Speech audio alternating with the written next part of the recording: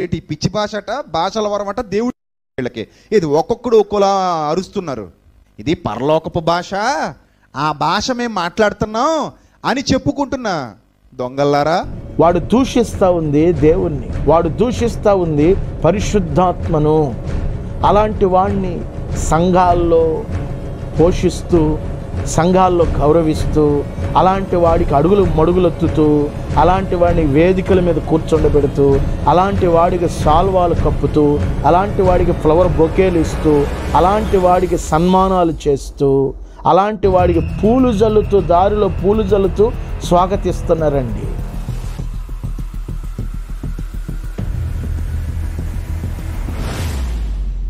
ప్రభువు సర్వజ్ఞుడు, సర్వోన్నతుడు, సర్వకృపానిధి, నిరంతర స్తోత్రార్హుడు, భూపతులకు అధిపతి, యూదాగోత్రపు సింహమైన ప్రభు అయిన యేసుక్రీస్తు వారి యొక్క దివ్య నామములో అందరికీ శుభవందనాలు తెలియపరుస్తున్నాను. ప్రియ దేవుని బిడ్డలారా, గత కొన్ని దినాలుగా సోషల్ మీడియాలో పరిశుద్ధాత్మ దేవునిని నానా రీతులుగా దూషిస్తున్నటువంటి ఉదంతాలు మనం చూస్తూ ఉన్నాం, గమనిస్తూ ఉన్నాం. అయితే చాలామంది దేవుని సేవకులు వింటున్నారే కానీ ఖండించలేనటువంటి పరిస్థితుల్లో ఉంటున్నారు. అయితే పూర్తిగా ఖండించలేదు అని నేను చెప్పలేను, కానీ వారు వ్యక్తిగతంగా వారి సంఘాల్లో ఉన్నటువంటి వారి ఆత్మీయ పిల్లలను, వారి బిడ్డలను, వారిని వెంబడిస్తున్న వారిని హెచ్చరించుకుంటూ, వారిని బలపరుచుకుంటూ ఖచ్చితంగా ఉండి ఉంటారు. ప్రతి దైవజనుడు మంద పట్ల శ్రద్ధ కలిగినటువంటి మంచి కాపరిగానే ఉంటారు కనుక సోషల్ మీడియాలో బహిర్గతంగా ఖండించలేకపోవచ్చేమో, కానీ ఖచ్చితంగా వ్యక్తిగతంగా ఎవరి సంఘాల్లో వాళ్ళు, ఆయా సంఘాల నాయకులు, ఆయా సంఘాల కాపరులు, ఆయా సంఘాలను నడిపిస్తున్నటువంటి దైవ సేవకులు వ్యక్తిగతంగా ఖచ్చితంగా ఈ పరిశుద్ధాత్మను దూషిస్తున్నటువంటి దూషణాస్పదమైనటువంటి మాటల విషయంలో నేరారోపణ ఏమాత్రం పొందకుండా వారి యొక్క పిల్లలు అనగా ఆత్మీయ బిడ్డలు, సంఘస్థులు క్షేమకరంగా ఉండాలి అని ఆశించిన ప్రతి దైవజనుడు దీన్ని తీవ్రంగా ఖచ్చితంగా ఖండించి తీరుతారు, ఖండించి ఉంటారని నా భావన. ఈ రోజున ఈ సోషల్ మీడియా ఫేస్బుక్ ముఖంగా మీ ముందుకు రావాల్సినటువంటి ఆవశ్యకత ఎందుకు ఏర్పడింది అంటే, గడిచినటువంటి కొద్ది దినాలుగా వైరల్ అవుతున్నటువంటి పరిశుద్ధాత్మ దేవుని దూషిస్తున్నటువంటి అగంతకులు, దుర్మార్గులు, దుష్టులు లోకంలో ఎక్కువైపోతూ ఉన్నారు. రకరకాలుగా మరి ఆ యొక్క వీడియోస్ను సోషల్ మీడియాలో వైరల్ చేస్తూ, రకరకాలుగా వీడియోస్ను ట్రోల్ చేస్తూ అనేక ఛానల్స్ సోషల్ మీడియాలో ఎక్కువగా దీని గురించిన ప్రస్తావన తీసుకొని వస్తున్నారు. ఏది ఏమైనా దేవుని బిడ్డలారా, దేవుని వాక్యం ఒక మాట మనకు ఖచ్చితంగా ప్రస్ఫుటంగా సుస్పష్టంగా నొక్కి వక్కాణిస్తున్నటువంటి మాట మత్తయి వార్త చూడండి ఒకసారి, పరిశుద్ధ గ్రంథాలు తెరిచి 12వ అధ్యాయము 32వ వచన భాగాన్ని గనక మనం పరిశీలన చేసినట్లయితే అక్కడ రాయబడి ఉంది, మనుష్య కుమారునికి విరోధంగా మాట్లాడువానికి పాప క్షమాపణ కలదు గాని పరిశుద్ధాత్మకు విరోధంగా మాట్లాడువానికి ఈ యుగమందైనను రాబోవు యుగమందైనను పాప క్షమాపణ లేదు. ఇక్కడ రాయబడినటువంటి మాట చాలా క్లియర్గా రాయబడింది. పరిశుద్ధాత్మను దూషించిన వానికి ఈ యుగమందైనా రాబోవు యుగమందైనా కూడా పాప క్షమాపణ లేదు అని నొక్కి వక్కాణించబడింది.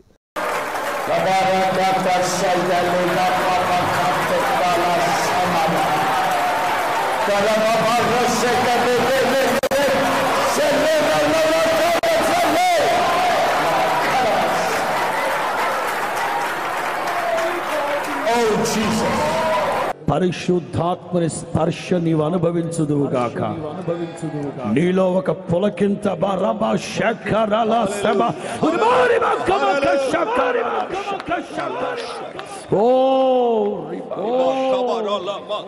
ఫీల్ అనుభవించండి, అనుభవించండి, అనుభవించండి.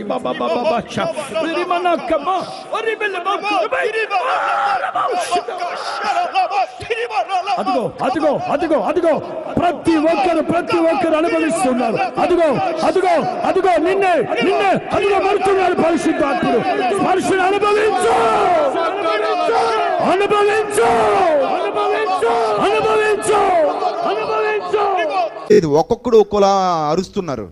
ఇది పరలోకపు భాష, ఆ భాష మేము మాట్లాడుతున్నాం అని చెప్పుకుంటున్నా. దొంగల్లారా, వాళ్ళు మాట్లాడే ఆ భాష షరబార బారబార ఓ షీ షో ఆహా ఓ అంటాడు కదా, ఇవన్నీ స్పష్టమైన మాటలు కావవి, అవి పిచ్చి మాటలు. ఎవరికీ అర్థం కాని భాష నా దగ్గర ఉందంటే ఆ ప్రపంచంలో ఆ ఏకైక భాష మహానుభావులారా మీ దగ్గర ఉన్నదే. విశ్వాసులు ఆత్మవశులై లేదా దైవజనులు ఆత్మలో పరవశులై భాషలు మాట్లాడుతున్నప్పుడు, స్పీకింగ్ టంగ్స్ మాట్లాడుతున్నప్పుడు, భాషల్లో అన్య భాషలు మాట్లాడుతున్నప్పుడు, మరి అపోస్తల కార్యాలు 2వ అధ్యాయంలో మనం చూస్తాం. పెంతుకొస్తు పండుగ దినాన మేడగదిలో వారందరూ కూడి ఉండగా బలమైన గాలి వీచినట్లుగా, ఆ తర్వాత ఆ గాలితో పాటుగా అగ్ని దిగి వచ్చినట్టుగా, వారు కూడి ఉన్నటువంటి మేడగదిలోనికి చొచ్చుకొని వెళ్ళినట్లుగా ఆ అగ్ని విభాగాలై వారిలో ఒక్కొక్కరి మీదకు వాలగా వారు ఒక్కొక్కరు శక్తిని పొంది ఆత్మతో నింపబడి అన్య భాషలతో మాట్లాడినట్లుగా దేవుని లేఖనాలు స్పష్టంగా కనబడతా ఉన్నాయి. నా హృదయ శబరబల కతురాల బరబల రిబల బర కతురాల బాబా బాబా శబరబల కతుర.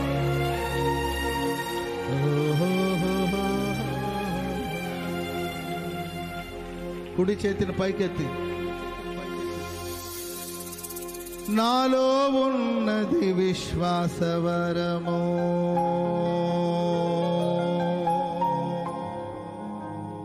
తోడైయున్నది వాగ్దాన బలము, ధైర్యపరచి నడుపుచున్నవి విజయ శిఖరపు దిశగా.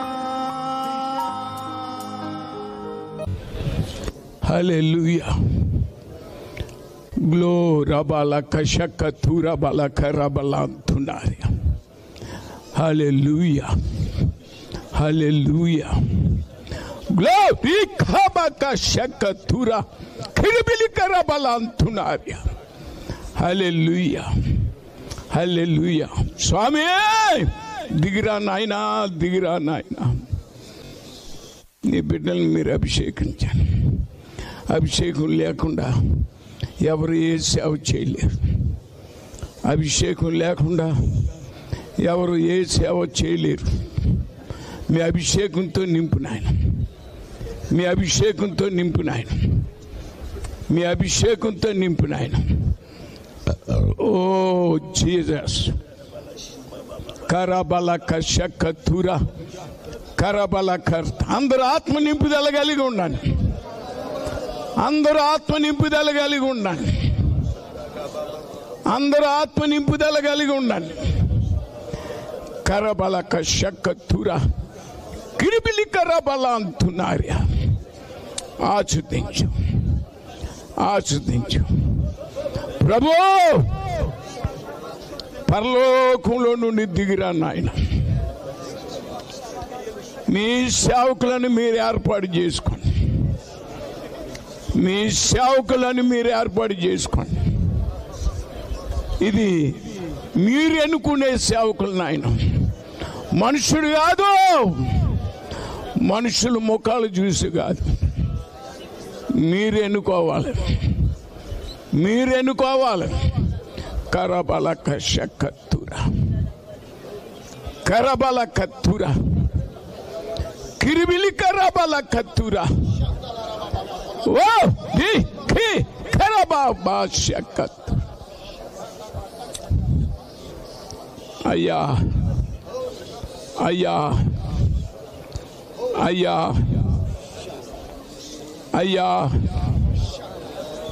అయ్యా అయ్యా. యేసు యేసు యేసు యేసు. కలబా షకతురా కిరబల కరబలకత్. హల్లెలూయా Oh, Jesus. Karabala Kashakata. Karabala Kashakata. Karabala Katura Bala Karabala. Ori Karabakatura Bala Katira Bakatura. Ori Karabakatura. Karabala Katira Bala Katura Bala. Oh, Jesus. Hallelujah. Hallelujah. Glory Bala Kashakata. Karabala Katira Mana Karabala.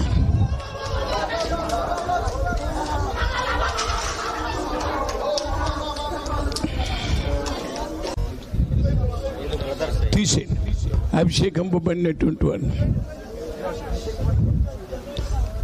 ఓ పక్కన పెట్టాను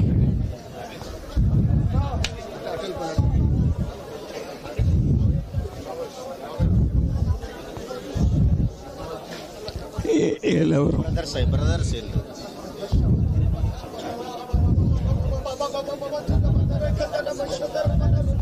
వీళ్ళు 3 సంవత్సరాలు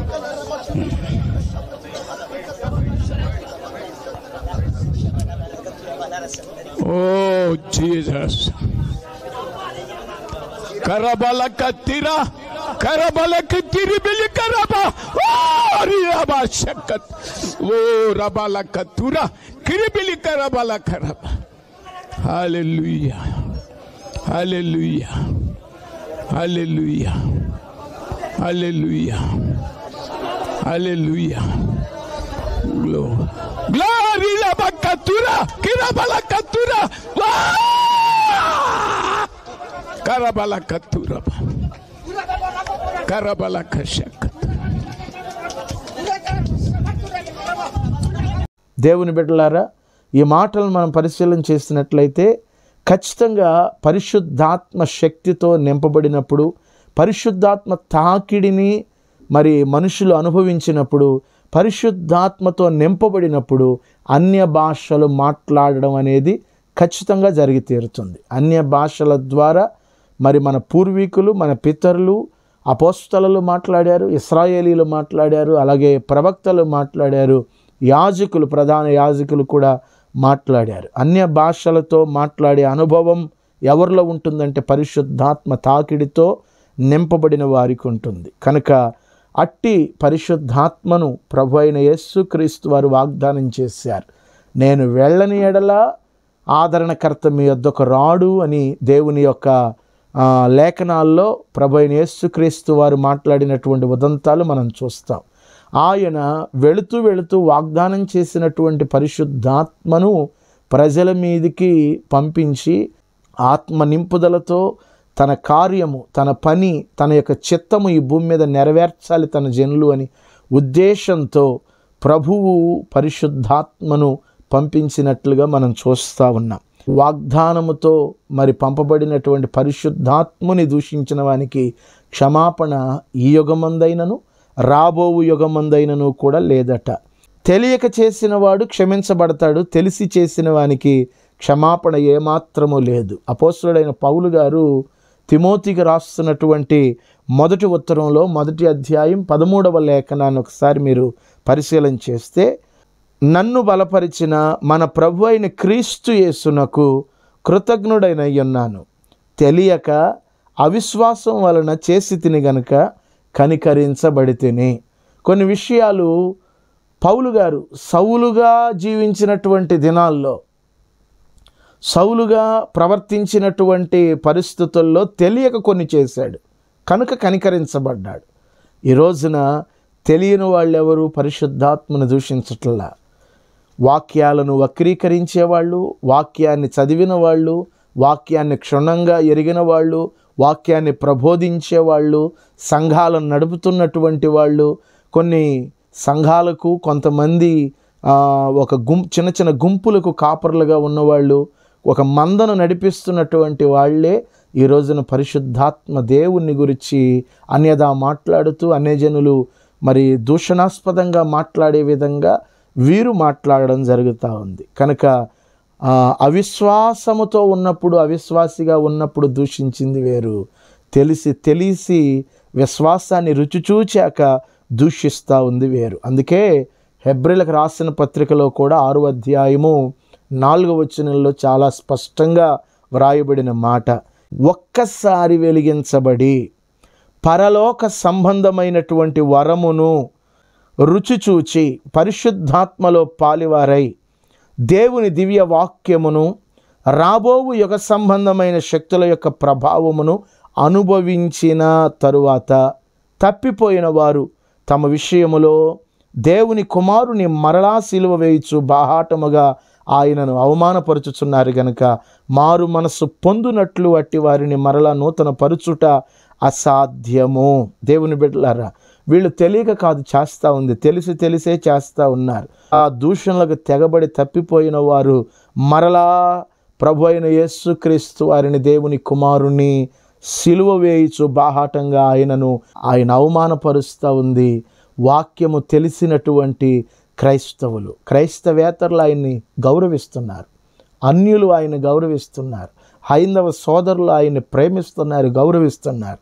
ఎవరయ్యా దూషిస్తుంది అంటే వాక్యము ఎరిగినటువంటి, పరిశుద్ధాత్మను దూషించడానికి వెరిచేవాళ్ళు కొంతమంది అయితే పరిశుద్ధాత్మను దూషించడానికి భయపడనటువంటి దొండగులు మరికొందరు ఉన్నారు. ఎవరైతే పరిశుద్ధాత్మను దూషిస్తున్నారో వారికి నేను నొక్కి వక్కాణించేది ఏంటంటే, వారికి నేను చెప్పదలిచింది ఒకటే, పరిశుద్ధాత్మను దూషించిన వారికి ఈ యుగమందే కాదు రాబో యుగమందు కూడా క్షమాపణ లేదు. ప్రభు అయిన యేసుక్రీస్తు వారు క్షమించిన, ఆఖరికి పరిశుద్ధాత్మ వారు కూడా క్షమించిన క్రైస్తవ లోకం మిమ్మల్ని క్షమించదు. ఒళ్ళు దగ్గర పెట్టుకొని మాట్లాడండి. మీరు మాట్లాడే ప్రతి మాట, మీరు వక్కాణించే ప్రతి మాట చాలా స్పష్టంగా మీరు మాట్లాడాలి. బైబిల్ తెలియకపోతే బైబిల్ తెలిసిన వాళ్ళ దగ్గరికి వెళ్ళి నేర్చుకోండి. ఏ బైబిల్ ఇన్స్టిట్యూట్లో మీరు తర్ఫీదు అయ్యారో నాకు తెలియదు, కానీ పరిశుద్ధాత్మను మీరు విశ్వసించరో నాకు తెలియదు, కానీ మీరు విషబోధలు ప్రజల్లోనికి, సమాజంలోనికి తీసుకొని రావడం వలన ఒక్క దినాన్ని మీరు ఖచ్చితంగా దేవుని న్యాయపీఠం ఎదుట నిలబడాల్సి వస్తుంది. పరిశుద్ధాత్మ దేవుణ్ణి దూషిస్తున్న వారి గతి ఏమవును? ప్రభు అయిన యేసుక్రీస్తు వారిని దూషించిన వారికైనా క్షమాపణ ఉంటుందంట, కానీ పరిశుద్ధాత్మను దూషించిన వారికి ఈ యుగమందైనా రాబోవు యుగమందైనా క్షమాపణ లేదు అని ఖచ్చితంగా పరిశుద్ధ గ్రంథం ఖచ్చితంగా కోడ్ చేస్తూ ఉంది. కనుక దేవుని బిడ్డలారా, అలాంటి దుండగులతో, అలాంటి దోషకులతో మీరు నడిపించబడుతున్నారా? పరిశుద్ధాత్మని దూషించేటటువంటి దుర్మార్గులతో మీరు ప్రేరేపించబడుతున్నారా? అలాంటి వారి మాటలను మీరు తీసుకొని వారు పాడైపోయినట్లుగా, వారు చెడిపోయినట్లుగా, వారు నడుస్తున్నటువంటి వక్ర మార్గాల్లో మీరు నడవద్దని ప్రేమతో దేవుని సేవకునిగా మిమ్మల్ని హెచ్చరిస్తున్నాను. దేవుని లేఖనాలు సెలవిస్తూ ఉన్నాయి. దేవుని బిడ్డలారా, లేవీ కాండంలో 24వ అధ్యాయం 16వ వచనంలో యెహోవా నామమును దూషించువాడు మరణశిక్ష నొందవలెను అని వ్రాయబడింది. ఆయన నామాన్ని, ఆయన పంపినటువంటి పరిశుద్ధాత్మను దూషించిన వానికి ఏ శిక్ష? ఎలాంటి శిక్ష? సర్వ సమాజము రాళ్లతో అట్టి వానిని చావగొట్టవలను. పరదేశీయే గాని స్వదేశీయే గాని యెహోవా నామమును దూషించిన ఎడల వానికి మరణ శిక్ష విధించబడవలెను అని వ్రాయబడింది. దేవునిని దూషిస్తే, దేవుని నామాన్ని దూషిస్తే ఎంతటి కఠినమైన శిక్షలు ధర్మశాస్త్ర యుగంలో ఉన్నాయో స్పష్టంగా తెలుసుకుంటా కూడా ఇప్పటికీ కూడా ప్రభు అయిన యేసుక్రీస్తుని ఎరిగామని, ఓ గుంపు జనాంగాన్ని నడిపిస్తున్నామని, సంఘానికి కాపరిగా ఉన్నామని చాలామంది అనుకుంటూ, అలాంటి భావనలో ఉంటూ తామే వక్తలని, తామే జ్ఞానం తెలిసిన వాళ్ళని, తామే మాట నేర్పరులని, తామే యుక్తి కలిగిన వారిని కుయుక్తి కలిగి మాట్లాడుతున్నటువంటి దుర్బోధకులు లోకంలో ఎక్కువయ్యారు. దేవుని యొక్క లేఖనాల్లో మనం పరిశీలన చేస్తున్నట్లయితే ఎట్టి స్థితిలో కూడా పరిశుద్ధాత్మను దూషించకూడదు. దూషిస్తే కఠినమైన శిక్ష ఉంటుంది. దూషించిన వానికి క్షమాపణ లేదు. అది కూడా ఈ యుగమందే కాదు రాబోవు యుగమందు కూడా క్షమాపణ లేదు అని వ్రాయబడింది. మరి ఇలాంటి మాటలు ఎప్పుడు వస్తాయండి?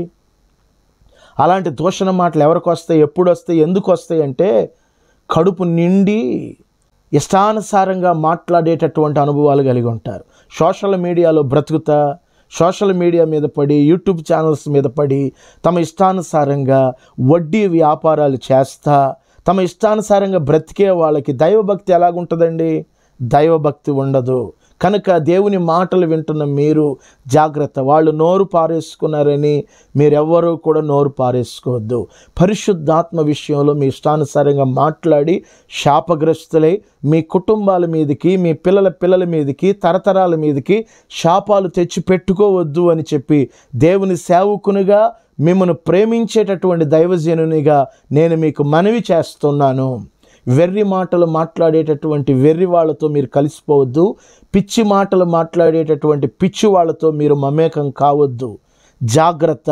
అట్టి వారికి దూరంగా ఉండండి. ప్రమాదాన్ని కొని తెచ్చేది ఏదైనా దానికి దూరంగా ఉంటే మీకు మేలు.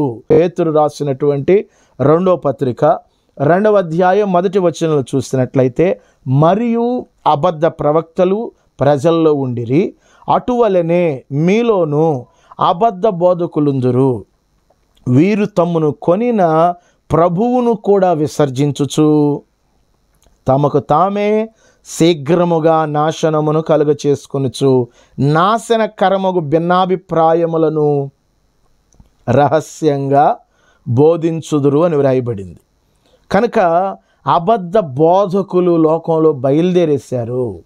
వాళ్ళు భిన్నాభిప్రాయాలు ప్రజల్లో రహస్యంగా బోధిస్తూ ఉన్నారు. తమ గుంపుకు తామే రహస్యంగా భిన్నాభిప్రాయాలను బోధిస్తూ ఉన్నారు. అలా ఒక గుంపును మరో గుంపు మీద రెచ్చగొడుతూ, ఆ గుంపుల యొక్క వ్యత్యాసాన్ని కనపరుస్తూ, తామేదో నూతనమైన బోధనలు బోధిస్తున్నామన్నట్లుగా బైబిల్ బోధనలన్నింటినీ చెరిపివేసుకుంటూ, తమ ఇష్టాన్ని వక్రీకరించి దేవుని మాటలను బోధిస్తూ, తమ ఇష్టానికి వాటిని మలుచుకుంటూ శాపగ్రస్తులు అవుతున్నారు. కనుక నాశనకరముగా భిన్నాభిప్రాయాలను బోధించేవారు తమకు తామే శీఘ్రముగా ఏం తెచ్చుకుంటున్నారట? నాశనము తెచ్చుకుంటున్నారంట. నాశనము కలగ చేసుకుంటున్నారంట. అట్టి నశించిపోయే వారితో మీరు ఏమాత్రం జతకూడొద్దని దేవుని యొక్క సేవకునిగా నేను మనవి చేస్తున్నాను. పేతురు రాసినటువంటి 2వ పత్రిక 2వ అధ్యాయము 10వ వచనంలో రాయబడిన మాట, శిక్షలో ఉంచబడిన వారిని తీర్పు దినము వరకు కావలిలో ఉంచుటకును ప్రభు సమర్థుడు. వీరు తెగువగలవారును స్వేచ్ఛాపరులనై మహాత్ములను దూషింప వెరవకున్నారు. మహాత్ములను దూషింప వెరవకున్నారట. వారు దేవుని యొక్క ఆత్మను, పరిశుద్ధాత్మను దూషించడానికి వెరవనటువంటి దుండగులుగా కనబడుతున్నారు. కనుక దేవుని బిడ్డలారా, పరిశుద్ధ గ్రంథంలో చెప్పబడినట్లుగా నేడు మనం చూస్తూ ఉన్నాం. పరిశుద్ధాత్మను దూషించేటటువంటి దూషకులు ఎక్కువగా ఉన్నారు. అందుకే యెషయా ప్రవక్త గారి ద్వారాగా ప్రభువు మాట్లాడుతూ ఆనాటి దినాల్లోనే యెషయా గ్రంథం 37వ అధ్యాయం 23వ వచనంలో ఒక చక్కని మాట ఉంటుంది. నీవు ఎవరిని తిరస్కరించితివి? ఎవరిని దూషించితివి? నీవు గర్వించి ఎవరిని భయపెట్టితివి? ఇశ్రాయేలీయుల పరిశుద్ధ దేవునినే కదా. వాడు దూషిస్తూ ఉంది దేవుణ్ణి, వాడు దూషిస్తూ ఉంది పరిశుద్ధాత్మను. అలాంటి వాడిని సంఘాల్లో పోషిస్తూ, సంఘాల్లో గౌరవిస్తూ, అలాంటి వాడికి అడుగులు మడుగులెత్తుతూ, అలాంటి వాడిని వేదికల మీద కూర్చోండబెడుతూ, అలాంటి వాడికి సాల్వాలు కప్పుతూ, అలాంటి వాడికి ఫ్లవర్ బొకేలు ఇస్తూ, అలాంటి వాడికి సన్మానాలు చేస్తూ, అలాంటి వాడికి పూలు జల్లుతూ, దారిలో పూలు జల్లుతూ స్వాగతిస్తున్నారండి. ఎవరిని? దేవుని దూషించేటటువంటి వాడిని. ఉంటే క్రైస్తవ్యంలో ఉండు, లేదా సన్యాసం పుచ్చుకొని క్రైస్తవ్యంలో నుంచి వెళ్ళిపో. సమర్థత కలిగి మంచి నీతియుక్తమైన సద్బోధ చెయ్యి. ఒళ్ళు దగ్గర పెట్టుకుని బోధలు చెయ్యి. నిన్ను అడిగేవాడు ఎవడు లేడనుకుంటున్నావా? ఎవడ బోధలు వాడు చేసుకుంటాడు, ఎవడ సంఘాలు వాడు నడుపుకుంటాడు. నా ఇష్టానుసారమైన బోధ నేను యూట్యూబ్లో కూర్చొని నేను మాట్లాడుతూ ఉంటే వింటారనుకుంటున్నావా? జ్ఞానం ఎరిగినటువంటి సద్బోధకులు లోకంలో చాలామంది ఉన్నారు. ఇంకా నీ జోలికి ఎందుకు రాలేదో తెలుసా? ఇవేళన్నా మారుతావు, ఇవేళన్నా తెలుసుకుంటావు అని చెప్పి ఇంకా నీ జోలికి రాలా. సోషల్ మీడియాలో నిన్ను ఎండగట్టే పని ఇంకా ఎవరు చేయలా. అలాంటి హస్తవ్యస్తమైనటువంటి బోధలు చేసే కంటే రోజుకొక తుచ్చమైన మాట మాట్లాడి క్రైస్తవ లోకంలో హైలైట్ అవుదాం అనుకొని నువ్వు ఉద్దేశంతో చేస్తున్నావేమో. దేవునికి లెక్క అప్పగించవలసి వస్తుంది ఒక రోజున. యెషయా గ్రంథంలో నీవు ఎవరిని తిరస్కరించితివి, ఎవరిని దూషించితివి? నీవు గర్వించి ఎవరిని భయపెట్టితివి? ఇశ్రాయేలీయుల పరిశుద్ధ దేవుణ్ణే కదా. అందుకే అదే యెషయా గ్రంథంలో అదే యెషయా భక్తునితో ప్రభు మాట్లాడుతూ మొదటి అధ్యాయం 4వ వచనంలో అంటాడు, పాపిష్టి జనమా, దోషభరితమైన ప్రజలారా, దుష్ట సంతానమా, చెరుపు చేయు పిల్లలారా. సంఘాలను చెరుపుతూ ఉంటే చూస్తూ ఊరుకుంటారనుకోకు. ఎవరి సంఘానికి వారు కంచె వేసుకొని, ఎవరి సంఘానికి వారు కాపు కాసుకొని, ఎవరి పరిచర్యలకు వాళ్ళు కాపలాదారులుగా పనిచేస్తున్నారు, ఎవరి పరిచర్యలకు వాళ్ళు వాచ్మెన్లుగా పనిచేస్తున్నారు, ఎవరి పరిచర్యలను వాళ్ళు కట్టుకుంటున్నారు, ఎవరి పరిచర్యలను వాళ్ళు జాగ్రత్త చేసుకుంటున్నారు. నీ పిచ్చి మాటలకు లోబడిపోయేటటువంటి అల్పమైనటువంటి విశ్వాసులు ఎవరు లేరు ఇక్కడ. అందుకనే దోషభరితమైన ప్రజలార, దుష్ట సంతానము, చెరుపు చేయు పిల్లలారా మీకు శ్రమ అని యెషయా భక్తుని ద్వారా దేవుడు ప్రవచనాత్మకంగా మాట్లాడిన మాట. చెరుపు చేయి, ఎంతవరకు చేస్తావు చేయి చెరుపు. ఒకరోజు ఉందంట, చెరుపు చేయి పిల్లలారా మీకు శ్రమ అని వ్రాయబడింది. వారు యెహోవాను విసర్జించి ఉన్నారు, ఇశ్రాయేలు యొక్క పరిశుద్ధ దేవుని దూషింతురు, ఆయనను విడిచి తొలగిపోయి ఉన్నారు. దేవుని విడిచిపోయింది గాక, తొలగిపోయింది గాక, సత్య మార్గములో నుండి, సద్బోధలో నుండి వైదొలిగిపోయింది గాక, దుర్బోధలను మరి ఆయా సంఘాల్లో చక్కగా విశ్వాసంలో ఎదుగుతున్నటువంటి వారిని బలహీనపరిచేటటువంటి బోధలను చేస్తున్నటువంటి నిన్నేమనాలి? ఏమని పిలవాలి? చెరుపు చేయి సంతానం అని పిలవాలా? పాపిష్టి జనం అని పిలవాలా? దోషభరితమైనటువంటి ప్రజ అని పిలవాలా? దుష్ట సంతానం అని పిలవాలా? దోషన్ రెడ్డివి నువ్వు. దేవుని యొక్క పరిశుద్ధాత్మను దూషిస్తున్నావు. ఏంటి పిచ్చి భాషట, భాషల వరమట దేవుడి వీళ్ళకి. ఇది ఒక్కొక్కడు ఒక్కోలా అరుస్తున్నారు. ఇది పరలోకపు భాష, ఆ భాష మేము మాట్లాడుతున్నాం అని చెప్పుకుంటున్నా దొంగల్లారా. ఈ కొరింథీ పత్రికలో భాషలైనా నిలిచిపోతాయి ప్రవచనాలు. ఇవి ఒక రోషపూరితమైన కొన్ని మాటలు. ఒక ఉదాహరణ ఏంటంటే, నేను చెప్తాను, ఎవరితో ఒక మాట చెప్పాను, చెప్పి ఇది గనక నేను నెరవేర్చకపోతే నా పేరు జాన్ వెస్లే కాదనుకో అంటాను. ఇది నా మాట మీద, నేను చేసిన వాగ్దానం మీద ఆ నమ్మకత్వాన్ని రుజువు చేయడానికి ఆ మాటలు అంటాం. అంత మాత్రం నా పేరు జాన్ వెస్లీ కాకపోదు. ఉదాహరణ కూడా చెప్తున్నాను. ఒక పూట కూటి కోసం జ్యేష్ఠత్వం నమ్ముకున్న భ్రష్టుడు, వ్యభిచారి అని ఉంది యెషయా. వాస్తవంగా ఆదికాండలో దేవుడు ఎక్కడ అనలేదు అతను. అనకపోగా ఇశ్రాయేలీలు సేయూరు మన్యం మీదుగా వెళ్ళేటప్పుడు దేవుడు చెప్తారు, ఏషావుకి నేను ఎదోం ప్రాంతాన్ని నేను ఇచ్చాను అతనికి, మీరు అటు వెళ్ళేటప్పుడు పొరపాటున స్వాధీనపరచుకోవడానికి మీరు తెగించద్దు అంటారు. అంటే హెబ్రీ సంఘాన్ని హెచ్చరించడానికి మధ్యలో ఏషావుని పేరు పెట్టారు అక్కడ. ఎగ్జాక్ట్లీ. ఇక్కడ భాషలాగిపోతాయి అదే ప్రేమ యొక్క విశిష్టతని ఎక్కువ చేసి మాట్లాడడం కోసం ఇవన్నీ ఆగిపోతాయేమో గాని అనే మాట వాడారు. రెండు భాషలు ఆగిపోయాయి. నేనంటాను, ప్రారంభించబడిన తారీఖు అది నేను చెప్తాను, ఆగిపోయిన డేట్ మీరు చెప్పగలరా? 2000 సంవత్సరాల క్రితం మేడగదిలో 50వ రోజున పరిశుద్ధాత్మ నింపుదల కలిగినప్పుడు అన్య భాషలతో మాట్లాడసాగి దేవుని స్తుతించ ప్రారంభించబడిన డేటు సంవత్సరం అది. ఎగ్జాక్ట్లీ. ఆగిపోయాయి. మీరు చెప్పండి మరి, 16వ శతాబ్దంలో ఆగిపోయాయా? 17వ శతాబ్దంలో ఆగిపోయాయా? No date. ఎవరో ఒక అతను అని ఉంటాడు, దాన్ని పట్టుకొని దానికి సంబంధించిన వాళ్ళందరూ ఆగిపోయాయి. ఎవరు చూసి వచ్చారు ఆగిపోయినట్టు?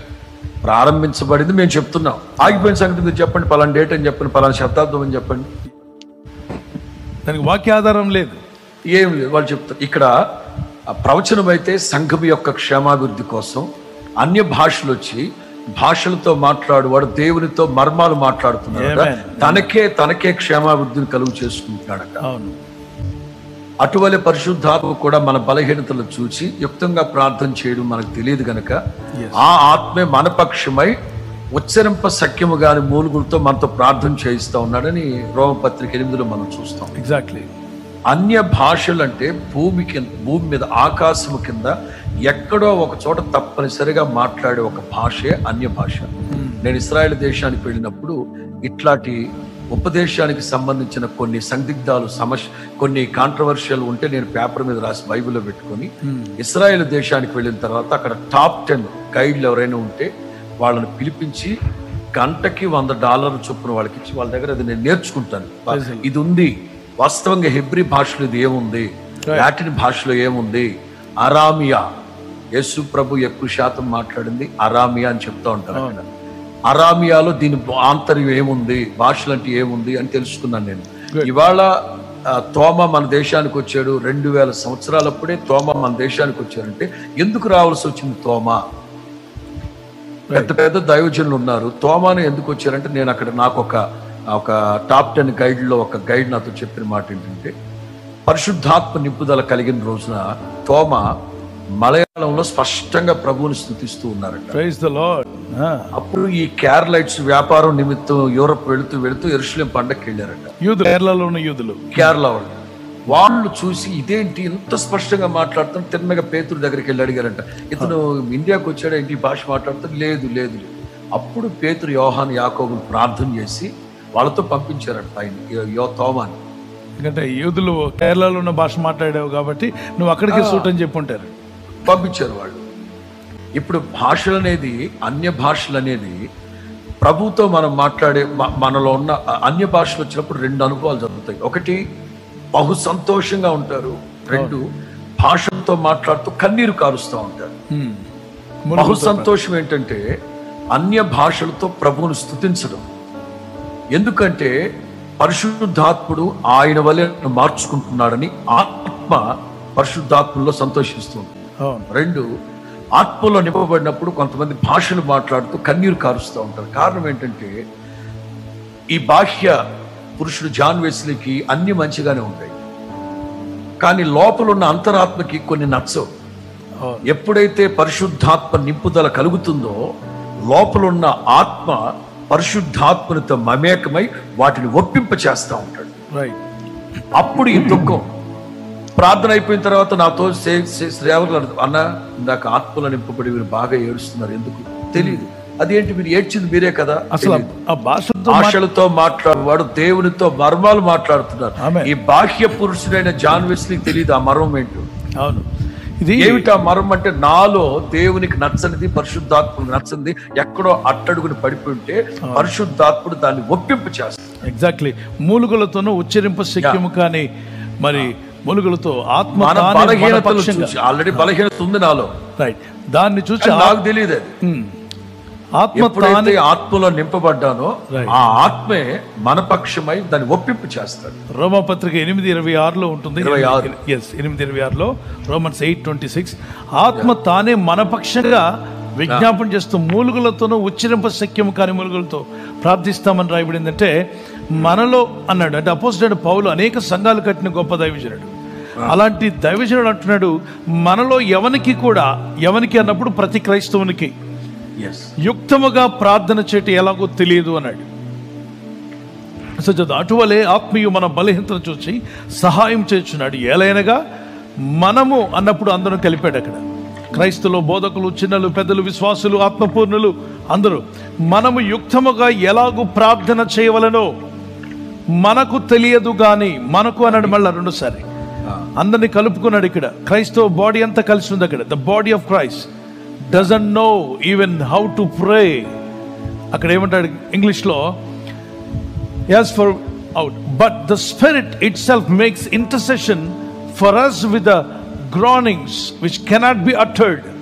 Likewise the spirit also helps our infirmities, otherwise in our problems, for we know not what we should pray for as we ought. We know not.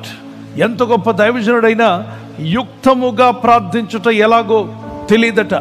అంటే తెలిసినంత వరకు ప్రార్థిస్తాం. ఇక తెలియని ప్రార్థన ఎవరు చేస్తారు? ఆత్మదేవుడే మన యందుండి మన ఆత్మలో ప్రార్థన చేయిస్తాడు. ఆ ప్రార్థన ఏంటో మనకు అర్థం కాదు కొన్నిసార్లు, కానీ ఆత్మ తానే ప్రార్థన చేసినప్పుడు మూలుగులతో ఉచ్చరింప శక్యం కానీ ఆ మూలుగులతో వచ్చే ప్రార్థన, ఈ అనుభవం ఉండాలి ప్రతి దాసుడికి. తర్వాత గొప్ప రిలాక్సేషన్ లాగా అయిపోతుంది. ఎంత ఫ్రెష్గా ఉంటుందంటే తలస్నానం 7 రోజులు తలస్నానం చేయకుండా ఒకసారి తలస్నానం చేసినోడికి ఎంత హాయిగా ఉంటుందో, రోజు చేసేవాళ్ళకి ఓకే తెలుస్తుంది. అసలు ఎంత ఫ్రీగా ఉంటుందో, ఎంత ఆనందంగా ఉంటుందో, పొంగి పొర్లే ఆనందం. అంతేకాదు లోక ఆలోచనలన్నీ దూరంగా పోతాయి, 10 కిలోమీటర్ల దూరంగా పోతాయి. వారు ఇంకా వేరే లోక సంబంధమైన ఆలోచనలు, అప్పుడు ఆ టైంలో మీకు టీవీ పెట్టి వార్తలు వినమన్నా మీకు మనసులోకి వార్తలు వినబుద్ధి కాదు. వార్తలు వినడం తప్పంటలేదు, కానీ అసలు లోక వార్తలో మనసు పోదు అని చెప్పి అసలు వార్తలు విన్ను, న్యూస్ పేపర్ కూడా చదవను అన్నట్టుగా ఓవర్ యాక్షన్ చేయకూడదు. కానీ అక్కడ బ్యాలెన్స్ లైఫ్ అనేది ఉండాలి. అదే టైంలో పరిశుద్ధాత్మలో ప్రార్థించిన తర్వాత వ్యక్తి ఈ లోకంలో ఉన్నదంతా కూడా ఒక విధంగా అతను వెరితనంగా చూస్తాడు. ఆత్మీయతను, ఆ దేవునితో నడిచే అనుబంధాన్ని అధికంగా ప్రేమిస్తాం. నాకు తెలిసినంత వరకు ఈ వాక్యం ఎంతో అబ్సల్యూట్లీ ట్రూ. దేవదాసులందరూ కూడా అదే మాట చెప్తారని నేను నమ్ముచున్నాను. చూద్దాం 1 కొరింథీ 14, 15, 16 అద్భుతమైన మాటలు మరి దేవదాసులు వెస్లీ గారు మనతో మాట్లాడారు. మరొకసారి ఆ మాట కూడా మనం ధ్యానం చేసుకుందాం. 1 కొరింథీ 14, 15 వచనాన్ని.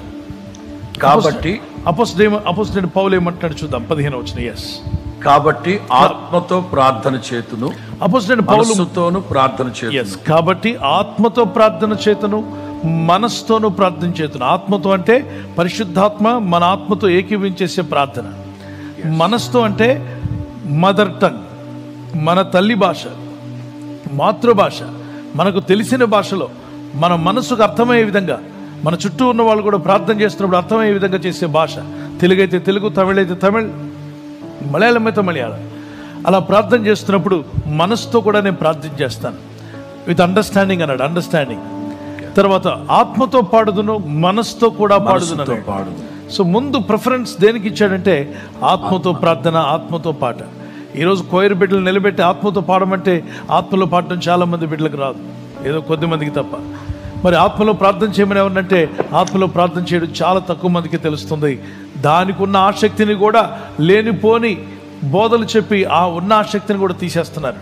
సంగమా, దేవుని ప్రజలారా, ఆత్మపూర్ణులైన వారులారా, మీకు దేవుడిచ్చిన వరం పనికి మాలిన వరం ఎప్పుడు ఇవ్వలేదు. ఆయన దేవుడు 9 వరాలు చేశాడంటే పనికి రాదు, ఇది అవసరం లేదన్న వరాన్ని ఆయన ఎప్పుడూ చేయడు. మనుషుడు చేసిన కలమే అనేక రకాలుగా సంతకాలు పెట్టడానికి, సైన్ చేయడానికి, చెక్స్ పైన, డాక్యుమెంట్స్ మీద ఎన్నో విధాలుగా మానవుడు చేసిన ఒక చిన్న కలం ఉపయోగపడుతుంటే, దేవుడు చేసిన 9 వరాలు తెలివి తక్కువగా చేస్తాడా? అంత అవసరం లేకుండా చేస్తాడా? అంత అవసరం లేకుండా ఇస్తాడా సంఘానికి? ఆయన అద్భుతమైన వరాలు చేశాడు. ఈ భూమి మీద సంఘం ఉన్నంత కాలము ఈ 9 వరాలతో మనందరికీ పని ఉంది, సంఘానికి పని ఉంది, పరిచర్యలో ఉన్న వారికి పని ఉంది. భాషలు ఉన్నాయి, ప్రవచనాలు ఉన్నాయి. పలుకుతున్న మీకే అర్థమై సావదది. అరుపులన్నీ అరిచేసి పరిశుద్ధాత్మ అంటారు. అబ్బా ఏంటి పిచ్చి పిచ్చి భాషలన్నీ పరిశుద్ధాత్ముడివే? అవును పరిశుద్ధాత్ముడే. బైబిల్లో చూస్తే ఒక ముక్క రాదు వీళ్ళకి.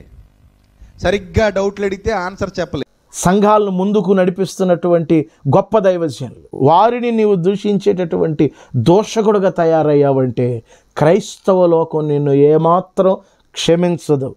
పరిశుద్ధాత్మను దూషించేటటువంటి ఎలాంటి తప్పుడు మనుషులకు సపోర్ట్ చేయొద్దని కూడా నేను క్రైస్తవ సమాజం అంతటికి కూడా నేను మనవి చేస్తున్నాను. అలా దూషించే దోషకులతో చేరకండి. అలా దూషించే దోషకులను మీరు కామెంట్లు పెట్టి ప్రోత్సహించకండి. అలా దూషించే దోషకులను ఖండించండి కామెంట్ల ద్వారా. అలా దూషించే దోషకులను క్రైస్తవ సమాజం నుంచి తరిమి కొట్టేసేసేయండి. అలా దూషించే దోషకులు క్రైస్తవ సమాజానికి అవసరం లేదు, అక్కర్లేదు. అలాంటి వాళ్ళు మనకి అవసరం లేదు.